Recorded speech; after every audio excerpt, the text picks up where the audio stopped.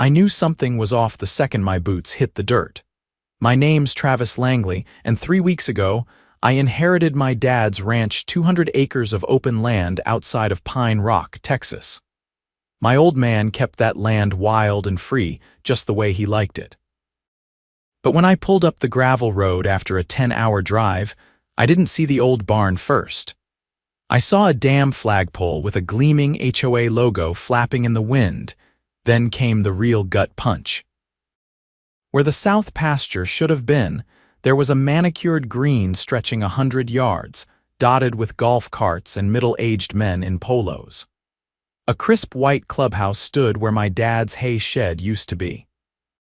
I swear I could still smell the diesel and hay, but now it was covered up by the scent of overpriced lavender from the clubhouse spa. "What the hell?" I muttered, slamming the truck door shut. "Excuse me," came a voice behind me, sharp, nasal, and way too entitled for someone standing on my family's land. I turned to see her. Platinum blonde bob haircut, oversized sunglasses, and a clipboard clutched like it was a weapon. She wore a pink cardigan tied around her neck like she was headed to a country club in Beverly Hills, not rural Texas. "I don't believe you're allowed to park here," she barked. I stared at her. "I'm Travis Langley." "This is my ranch." She blinked, then gave a tight little laugh like I'd told a joke she didn't get. "Oh, sweetie. No, this is part of the Whispering Pines HOA grounds now. We acquired it last year. You must be confused." "I'm not confused," I said flatly. "This land's been in my family since 1952. My father passed last month and left it to me. You're the one who's confused if you think this is yours." Her smile vanished like someone flipped a switch. "I'm Marlene Prescott, president of the Whispering Pines Homeowners Association," she said, as if I should salute. "And I can assure you, Mr. Langley, everything was done legally. We expanded the HOA boundary to include this property after your father stopped paying taxes." "That's a lie," I snapped. "My dad paid his taxes every year. I've got the records, federal and county." She paused for half a second too long. Then she said, "Well, perhaps you should take that up with the board. But as of now, the clubhouse is operating, the golf course is scheduled for a tournament this weekend, and I'd advise you to leave before you're trespassing." I laughed loud and hard. "Lady, you're standing on my land. You built a golf course on my property and you think I'm trespassing?" She narrowed her eyes. "You're being hostile." "I'm being calm," I said, stepping closer. "You'll know when I'm being hostile." That night I didn't sleep. I stayed in my dad's old cabin, which thankfully hadn't been touched, probably because it sat on the far north end of the property, hidden by a tree line. I dug through file boxes and found every tax record, deed, and survey my father had ever kept. And sure enough, every document confirmed the same thing. This land was ours, still zoned agricultural and never ever under HOA jurisdiction. So how the hell did they build a golf course and a clubhouse on it? The next morning, I walked the property line, snapping photos. The golf course extended nearly 50 acres into the ranch. The clubhouse had plumbing and electrical lines illegally installed through our land. And the kicker? They'd bulldozed the old pond and filled it in to build a damn parking lot. By mid-afternoon, I was at the county recorder's office. The clerk, a guy named Wade, nearly choked on his coffee when I showed him the map. "Wait, they built all this. That's not HOA land," he said. "Langley Ranch was never annexed. There's no record of any boundary expansion." I grinned. "That's what I thought." Wade leaned in. "You didn't hear this from me, but Marlene Prescott's got a cousin in zoning. There've been complaints before, quiet ones. Folks too scared to push back." "Not me," I said. "I'm not scared." I left the office with copies of every zoning map and boundary record I could carry. That night, I set up trail cams around the property. If they were sneaking around at night, moving stakes or destroying evidence, I'd catch them. Marlene thought she could steamroll a Langley. She had no idea who she was dealing with. HOA stories, Homeowners Association stories. By the third day, I'd filled 2 full legal pads with notes, coordinates, timestamps, and a list of license plates from the trail cams.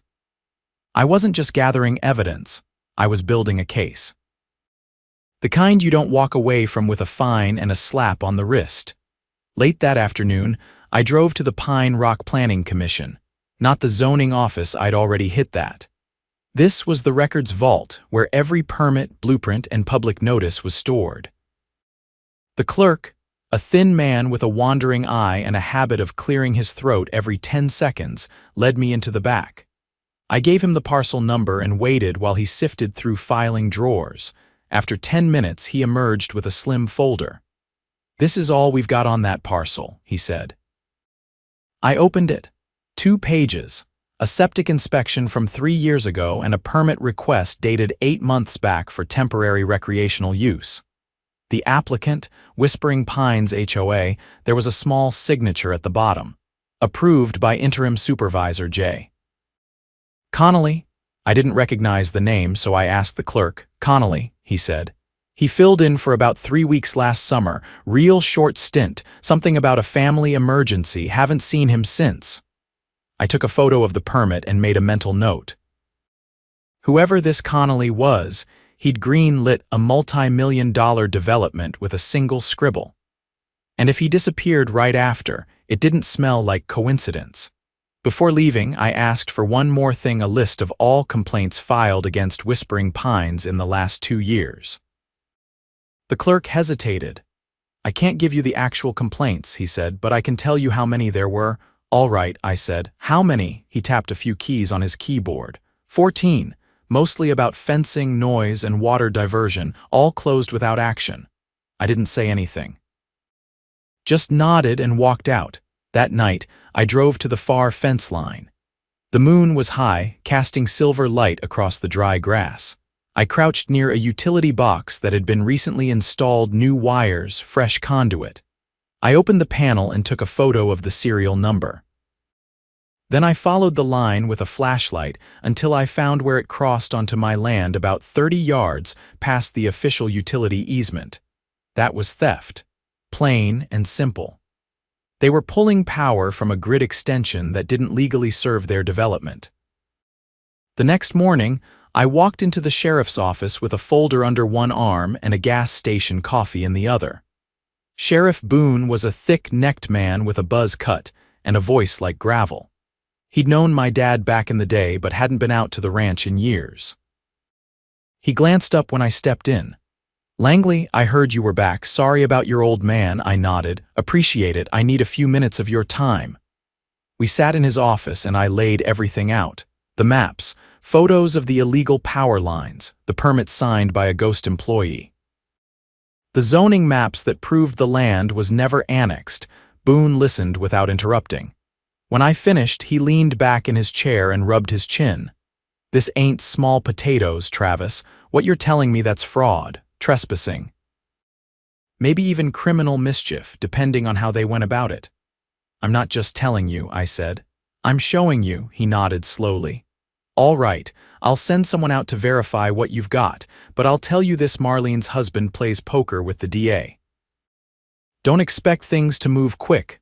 "I'm not expecting quick," I said. "I'm expecting right." He didn't promise anything, which I respected, but when I left, I saw 2 deputies loading a drone kit into a cruiser. That was enough for now. The next time I saw Marlene was 2 days later at the edge of the so-called Pudding Green. She was talking to a landscaper with a tablet in his hand, probably arguing over turf dye or sprinkler schedules.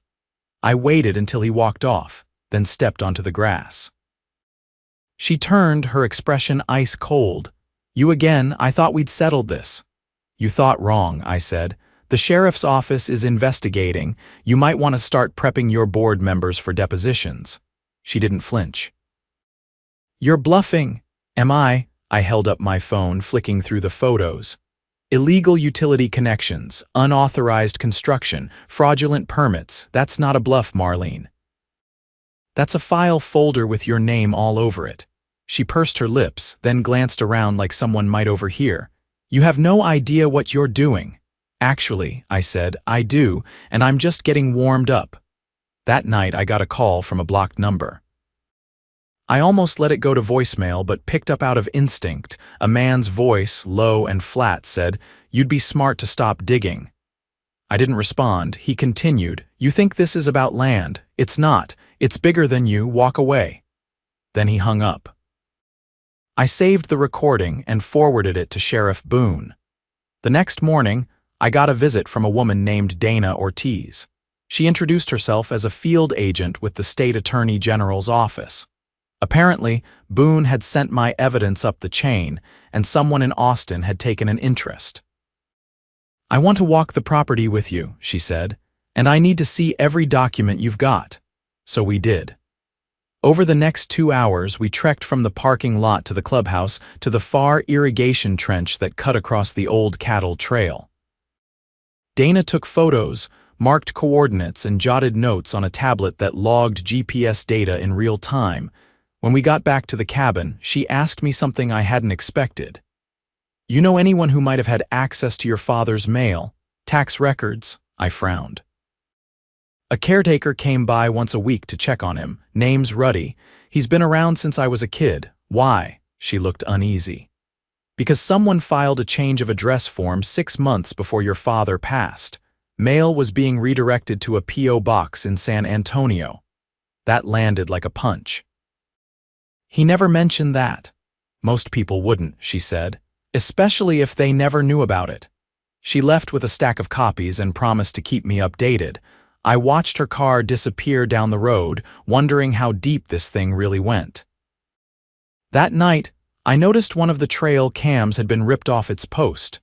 The mount was snapped clean and the SD card was gone, but they'd missed the backup lens I'd mounted in the oak tree 30 feet away. I checked the footage. A man in a gray hoodie, face turned away from the camera, had walked straight to the post, yanked the camera down and tossed it in a duffel bag. But he made one mistake. He parked too close. The plate was visible on the front of the truck. I ran it through a private database I had access to through a buddy in Dallas. The truck was registered to Connor Price, HOA board treasurer. The next morning, I filed a property destruction report with the sheriff, attached the footage, and printed a fresh copy of the land deed to post on the clubhouse door. I nailed it right into the wood with a single line underneath, handwritten in red marker. "You built this on stolen land." They wanted to play dirty, fine. I'd buried fence posts in dust storms, wrangled cattle in tornadoes, and gutted engines with nothing but a crescent wrench and prayer. They had no idea who they were messing with. I woke up to the sound of tires crunching gravel, slow, deliberate. I stepped onto the porch with a cup of black coffee, still hot from the percolator. A white sedan with government plates pulled up just past the gate. 2 men stepped out, both in suits that didn't belong anywhere near a ranch. One carried a hard-edged leather case, the other had a manila envelope under his arm. "You Travis Langley?" the taller one asked. I nodded. "That's right." He flashed a badge with the state seal. "Special Investigator Royce, Public Integrity Bureau. This is Agent McClintock from the Financial Crimes Division." I motioned them inside. They didn't waste time on pleasantries. McClintock opened the envelope and slid a copy of a forged deed across the table. "This was filed with the county clerk's office under your father's name 4 months before he passed," he said. I studied it closely. The signature wasn't even close to my dad's. The notary stamp was from a firm based out of Houston, 150 miles away. There was no way he'd driven that far, especially not in the condition he was in during that time. Royce pointed to the corner.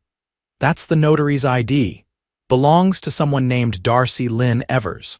She filed a statement 2 days ago saying she'd never met your father. Claimed she was paid to stamp a stack of documents by a man named Carlton Baines." "Who's that?" I asked. "Real estate acquisitions consultant. Works under Whispering Pines Development Trust, which, surprise, shares a board with your HOA and Baines. He's under investigation in 2 other counties for similar schemes." I leaned back in my chair. "So they forged a deed, ran a shady permit through a temp supervisor, and built a luxury setup on top of it." Royce nodded. "The clubhouse and golf course were collateral." They've been using them to qualify for community infrastructure grants meant for underserved rural developments. That's federal money, Langley. We're talking wire fraud, not just zoning violations. McClintock added, we've already frozen one of their accounts and traced over $400,000 in redirected funds. There are signs of money laundering through shell vendors' landscaping companies that don't exist, consulting fees paid to offshore banks. We're going to need your cooperation going forward. You've got it, I said. Every square foot of that land is mine, and I want them held accountable for every inch they took. Later that afternoon, Royce and McClintock returned to town to coordinate with the district prosecutor.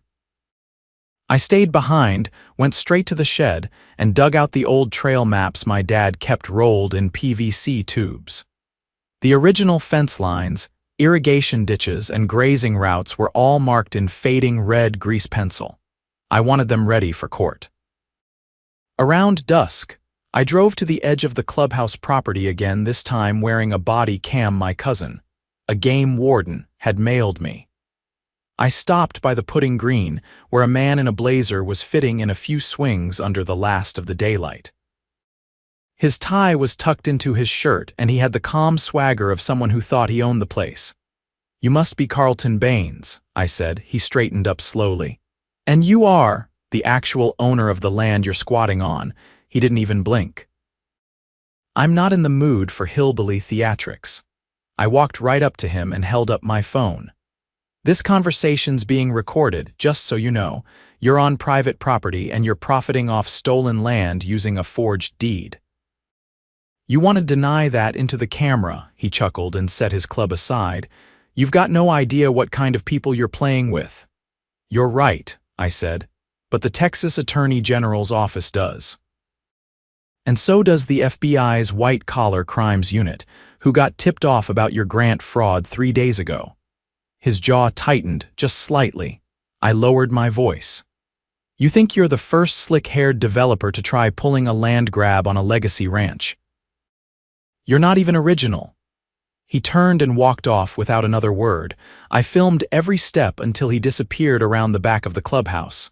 That night, I called Dana Ortiz. She'd been working late and answered on the second ring. They tried to transfer ownership to a Nevada-based holding company this morning, she said. We froze that too, but now they're lawyering up big firm out of Dallas. I don't care how many suits they throw at this, I said. I want them out. Every golf flag, every bench, every concrete slab gone. You'll get that, Dana said. But first, we need something bigger, something we can take statewide to show this wasn't a one-off. If you know anyone who's been threatened or paid off, now's the time to talk. After we hung up, I drove to Ruddy's trailer just outside town. He'd taken care of my father for years. If anyone noticed strange mail or unexplained visitors, it would be him. He opened the door in an old flannel shirt and looked surprised to see me. They came to me, he said before I even asked. Couple months before your dad passed. 2 men dressed like they were selling insurance. Asked if they could facilitate a transition of the ranch. I told them to get off the property. You tell my dad. He was already getting forgetful. I didn't want to stress him, Ruddy said quietly. Figured they'd go away if I stood firm. Guess I was wrong. I felt that in my chest. Did they threaten you? They offered money. $5,000 just to keep quiet. I slammed the door in their face. I asked if he'd testify. He nodded. Damn right I will. The next morning, I delivered a sworn affidavit from Ruddy to Dana's office. By noon, she had a warrant request in front of a judge. And by evening, the clubhouse was swarming with state agents in windbreakers, locking filing cabinets and seizing hard drives. Marlene showed up in a Mercedes just before sunset. She tried to push past the tape, but a uniformed officer stopped her cold. I watched from a distance as realization washed over her face, not panic, not yet, but the slow unraveling of someone who just realized the world had teeth. I stayed quiet, didn't approach. Let it sink in. The following week was a blur of depositions and legal motions. Royce called to tell me that a grand jury had been convened and indictments were likely. Carlton Baines had already skipped town, but his bank records were damning. Marlene was named as a co-conspirator. The state began proceedings to revoke the Whispering Pines HOA charter entirely. Turns out they'd filed as a nonprofit, but had no qualifying community services. No school support, no public maintenance, just a luxury scam wrapped in HOA language. I petitioned the county to issue a demolition order for all unauthorized structures. With Dana's backing, it went through. By the time the bulldozers rolled in, the clubhouse was already abandoned. Windows boarded, golf carts stacked and rusting in the sun. A few locals came out to watch. Some brought lawn chairs. When the main building collapsed under the claw of the excavator, nobody clapped.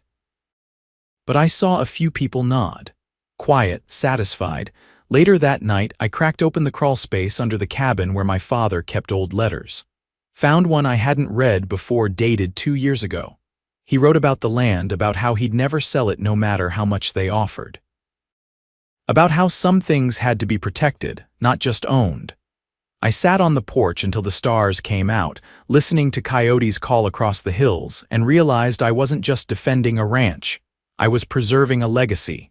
And this time, no one was going to take it.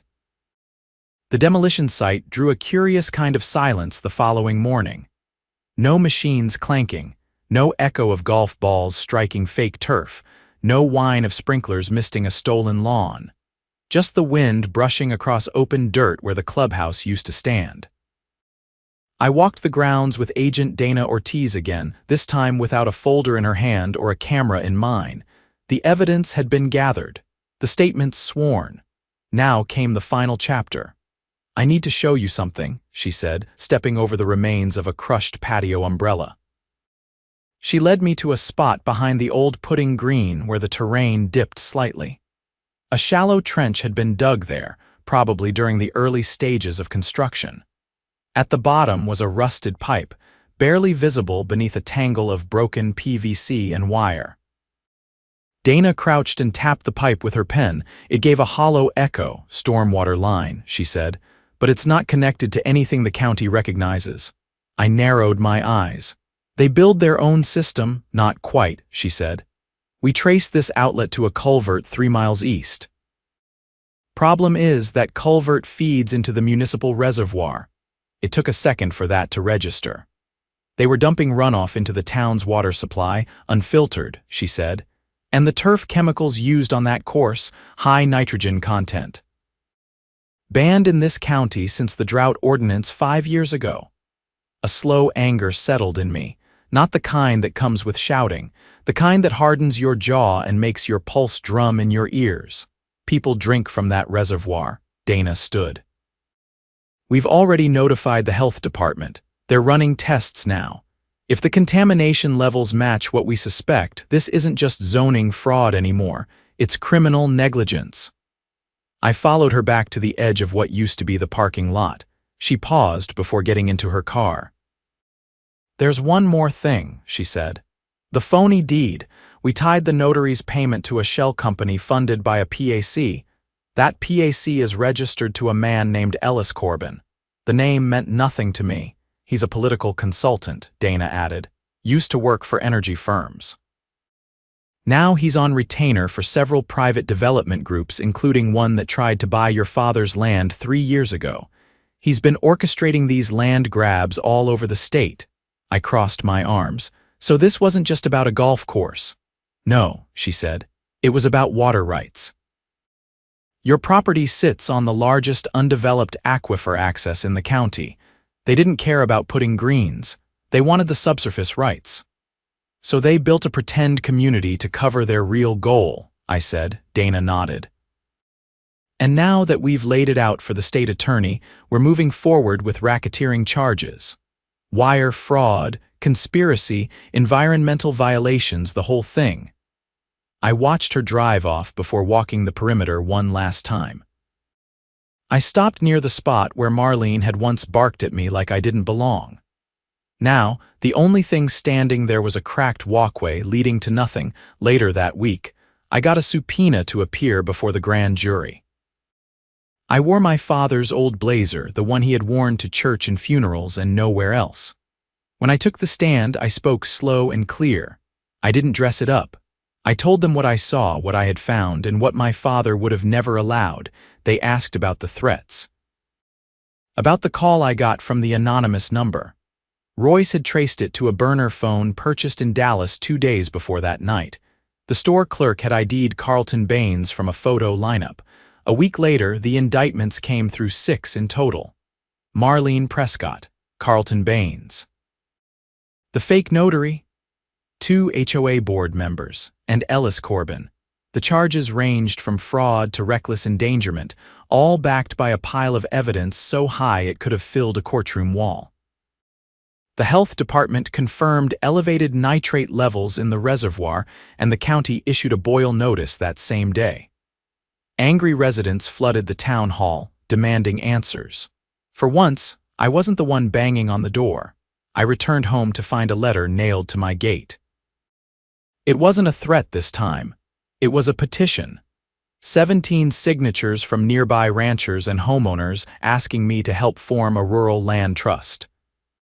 Not an HOA, a real trust, one that protected parcels from future development and gave landowners legal leverage to push back against corporate encroachment. I called a meeting the next day. 30 people showed up, more than I expected. Some brought folding chairs. Others stood under the oaks out back. We don't need another organization telling us what color to paint our barns, I told them. We need a shield, something that locks this land down and leaves it to our kids the way it was left to us. They agreed, unanimously. We filed the paperwork within the month. The Pine Rock Land Trust, no dues, no board elections. Just a charter that bound us together and kept our land from becoming another casualty in a long-running game of buy, fake, and sell. On the legal side, the state froze all assets tied to the Whispering Pines HOA and its affiliates. The golf course was officially condemned, and the remaining equipment sold at auction. I bought nothing. I didn't want a single reminder of their stain on my soil. As for Marlene, she eventually struck a plea deal. 2 years probation, a ban from serving on any residential board in the state, and a fine that drained her savings. I heard she moved to Arizona. No one sent her off. Carlton Baines wasn't so lucky. He fought the charges and lost. Wire fraud and environmental violations carried real weight in front of a jury. He got 5 years with no chance of early release. Ellis Corbin vanished before the FBI could bring him in, but his name was now on every watch list from here to the Canadian border. Dana promised me they'd get him. I believed her. The kind of people who think they can take what isn't theirs always leave a trail eventually. The ranch is quiet again. I rebuilt the fence line by hand, 1 post at a time. Ruddy helps out when he can. The cattle are back, and the pond's been restored thanks to a grant from the state's Environmental Recovery Fund. Funny how the government moves fast when it's cleaning up its own mess. I found my father's old branding iron last week, buried beneath a pile of cedar planks in the barn. It took some work to get the rust off, but when I fired it up and pressed it to the post at the north gate, the old mark burned clear and strong. Langley Ranch still here, still ours. And now protected in a way it never was before, not by threat, not by force, but by truth, vigilance, and a community that finally stood up and said no more. They came for our land with lies and papers. We answered with facts, fire, and the law, and that was the last time anyone tried to steal a single acre from Pine Rock.